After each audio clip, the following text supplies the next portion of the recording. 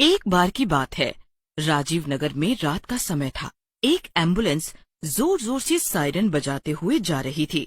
तभी एम्बुलेंस के आगे एक गाड़ी चलने लगती है। एम्बुलेंस सायरन बजा रही होती है, लेकिन गाड़ी के अंदर बैठे लोग एम्बुलेंस को रास्ता नहीं देते। गाड़ी के अंदर बैठा राजन सुरेश से बोलता है, अरे यार सुरेश, दे देना इस एम्बुलेंस को रास्ता। कब से दिमाग खा रही है सायरन बजा बजा कर। अब तो नशा भी उतरने लगा है इसका सायरन सुन सुनकर। चुप करो राजन, देखो ना कितना मजा आ रहा है। बजाने दो उसे और जोर जोर से। सुरेश की बात सुनकर राजन चुप हो जाता है, लेकिन तभी एम्बुलेंस उनकी गाड़ी को ओवरटेक करके आगे निकलती है और रुक जाती है। सुरेश को भी एकदम से ब्रेक लगानी पड़ती है।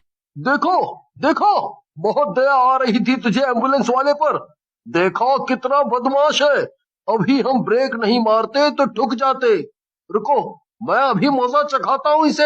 हाँ, ऐसा कहकर सुरेश अपनी गाड़ी से निकलता है और एम्बुलेंस के पास जाता है। एम्बुलेंस के दरवाजे और खिड़कियां बंद थी। खिड़कियों पर काले रंग का ग्लास चढ़ा हुआ था। सुरेश एम्बुलेंस की खिड़की को जोर जोर से खटखटाता है और बोलता है, बाहर निकल जरा, मजा चखाता हूँ तुझे अभी। बहुत साइड मार कर चला रहा है, बाहर निकल। अबे मैं क्या पागल हूँ क्या? बाहर निकलता है या नहीं? नहीं तो अभी तुझे और तेरी एम्बुलेंस दोनों को जला दूंगा। निकल बाहर। तभी एम्बुलेंस का दरवाजा खुलता है और एम्बुलेंस में से दो कंकाल बाहर निकलते हैं। दोनों कंकाल सुरेश को उठाते हैं और एम्बुलेंस में लेकर चले जाते हैं। ये सब राजन सुरेश की गाड़ी में बैठा हुआ देख रहा होता है। ये सब क्या देख रहा हूँ मैं? ये तो कंकाल है, लेकिन कंकाल एम्बुलेंस कैसे चला सकते हैं? राजन बहुत घबरा जाता है और गाड़ी में से निकलकर भागने लगता है, लेकिन नशे में होने के कारण वो ज्यादा दूर तक नहीं जा पाता और गिरकर बेहोश हो जाता है। जब उसे होश आता है तो वो अपने आप को पुलिस स्टेशन में पाता है। मुझे मुझे बचा लो, मुझे बचा लो इंस्पेक्टर साहब, वो खूनी एम्बुलेंस मार डालेगी मुझे। राजन की बात सुनकर पुलिस वाला हैरान हो जाता है और पूछता है, खूनी एम्बुलेंस? क्या बात कर रहे हो? ये खूनी एम्बुलेंस क्या होता है? तभी इंस्पेक्टर के सामने खड़ा हुआ दूसरा पुलिस, जिसका नाम अनिल होता है, बोलता है, खूनी एम्बुलेंस।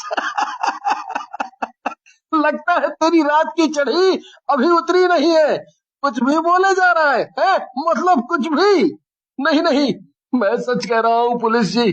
मैंने सचमुच अपनी आंखों से देखा कि दो कंकाल एम्बुलेंस से बाहर निकले और उन्होंने सुरेश को उठाकर गाड़ी में डाल लिया। इंस्पेक्टर राजन की बात सुनकर वहाँ से बाहर आ जाते हैं और अनिल को कहते हैं, अनिल, न जाने क्यों मुझे लगता है कि ये लड़का सच बोल रहा है। कुछ तो गड़बड़ जरूर है अनिल। तुम इस लड़के पर नजर रखो और फिलहाल इसे घर वापस जाने दो। फिर सुरेश वहाँ से अपने घर चला जाता है। उसी रात राजा और रानी नाम के पति पत्नी मोटरसाइकिल पर फिल्म देखकर आ रहे होते हैं। वहीं एम्बुलेंस बड़ी तेजी से उनके पास से गुजरती है। राजा और रानी गिरते गिरते बचते हैं।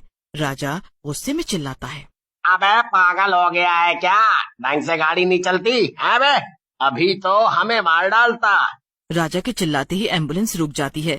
ये देख रानी घबरा जाती है और बोलती है, अरे राजा, तुम चिल्लाए क्यों? देखो वो एम्बुलेंस रुक गई, पता नहीं उसमें कैसे लोग हों।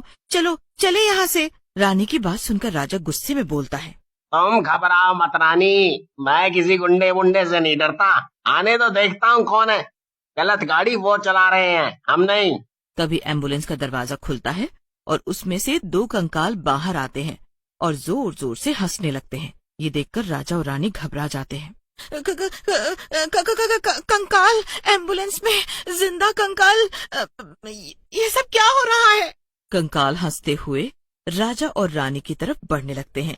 ये देखकर राजा बोलता है, रानी, तुम यहाँ से भाग जाओ, ये शैतानी कंकाल लगते हैं, ये हमें मार डालेंगे। इससे पहले राजा और रानी वहाँ से भागते कंकाल उन दोनों को पकड़ लेते हैं और एक कंकाल हंसते हुए, तुम दोनों ने हमें रोका है और अब यहाँ से जा रहे हो। ऐसा नहीं हो सकता। ऐसा कहकर कंकाल राजा का सर उसके धड़ से अलग कर उसका खून पीने लगता है। ये देख रानी जोर जोर से रोने लगती है। नहीं, नहीं, नहीं, मत मारो मेरे पति को, छोड़ दो उन्हें, मत मारो। लेकिन कंकाल रानी को भी मारकर उसका खून पी जाते हैं और वहां से चले जाते हैं। अगली सुबह पुलिस को राजा और रानी की लाश मिलती है। दोनों की लाश देखकर इंस्पेक्टर अनिल से बोलते हैं, हे भगवान, मैंने अपनी पूरी जिंदगी में ऐसी लाश नहीं देखी। किसी ने कितनी बेरहमी से मारा है इन दोनों को। सही कह रहे हो आप सर, लेकिन किसने इन्हें मारा होगा? फिर पुलिस राजा और रानी के घर वालों को उनकी लाशें दे देती है। उसी रात इंस्पेक्टर और अनिल शहर का दौरा कर रहे होते हैं। तभी वो खूनी एम्बुलेंस उनकी गाड़ी से गुजरती है। इंस्पेक्टर, जो कि गाड़ी चला रहे होते हैं, एम्बुलेंस को रास्ता दे देते हैं। अनिल और इंस्पेक्टर बातें करते हुए जा रहे होते हैं। तभी उन्हें एक रोती हुई बुढ़िया दिखती है। ये देखकर इंस्पेक्टर और अनिल बुढ़िया के पास जाते हैं और उससे पूछते हैं, क्या हुआ अम्मा, ऐसे क्यों रो रही हो? क्या बात है? किसी ने कुछ किया क्या आपके साथ? बेटे, मेरे पोते को वो एम्बुलेंस उठाकर ले गई। बुढ़िया की बात सुनकर इंस्पेक्टर और अनिल दोनों हैरान रह जाते हैं और बोलते हैं, अम्मा, हमें आप पूरी बात बताओ। कौन सी एम्बुलेंस और क्या हुआ तुम्हारे साथ? पूरी बात खुलकर बताओ। इंस्पेक्टर के कहने पर बुढ़िया दोनों को अपने साथ हुई पूरी घटना बताती है, जिसे सुनकर इंस्पेक्टर और अनिल दोनों हैरान रह जाते हैं। अनिल इंस्पेक्टर से बोलता है, सर, हो ना हो ये कोई शैतानी चक्कर लगता है मुझे। लगता है हमें किसी तांत्रिक की मदद लेनी चाहिए। अनिल, तुम भी कैसी बातें करते हो? भला आज के जमाने में भी कोई ऐसी बातें करता है? मुझे लगता है ये कोई गैंग है जो कि ऐसा कर रहा है। तुम एक काम करो, अम्मा को इनके घर छोड़कर आ जाओ, मैं देखता हूँ। फिर इंस्पेक्टर अनिल को अम्मा के पास छोड़कर एम्बुलेंस की तलाश में आगे जाते हैं। काफी देर तक घूमने के बाद भी एम्बुलेंस का कुछ पता नहीं चलता। लगता है पुलिस को देखकर अनिल के शैतान छिप गए हैं। अनिल भी कैसी कॉमेडी करता है। लेकिन तभी इंस्पेक्टर की नजर एक हाईवे पर खड़ी एम्बुलेंस पर पड़ती है। इंस्पेक्टर एम्बुलेंस के पास जाकर गाड़ी रोकता है और एम्बुलेंस के पास जाता है। एम्बुलेंस से कुछ खाने और चबाने की आवाजें आ रही होती है। ये इतनी रात को एम्बुलेंस में कौन खा रहा है? लगता है कहीं ये वही गैंग तो नहीं जो लोगों को मार रहा है। ऐसा सोचकर इंस्पेक्टर और जोर से बोलता है, कौन है एम्बुलेंस में? बाहर आ जाओ, नहीं तो गोली मार दूंगा। बाहर आओ। इंस्पेक्टर की बात सुनकर एम्बुलेंस में से खाने की आवाज बंद हो जाती है और दो कंकाल बाहर निकलते हैं और जोर जोर से हंसने लगते हैं। हमें गोली मारेगा?